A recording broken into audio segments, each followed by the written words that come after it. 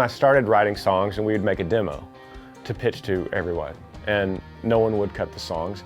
And then that would be a 5-song demo. A month later, we'd make another 5-song demo. We'd pitch it and no one would cut it. And to me, I'm looking at 10 songs. They're like an album. And I'm like, I like these. They're my stories. Maybe I'll just make an album. So I would go back in the day, early 2000s, and go to the CD printer and make about 20 of them and give it a name. And then I would go down the street and have a guy take a few pictures, and we'd make a little album cover, and we would call it an album. And even though no one was really buying them back in those days, I loved the fact that I could take this collection of songs, my stories, and close the chapter of that book and move on to another chapter. And that's the way I've always looked at my albums, as kind of diaries, snapshots of my time, and then close that door and move on to this one, close that door, and then before you know it, over a decade, you have a string of 7 or 8 albums.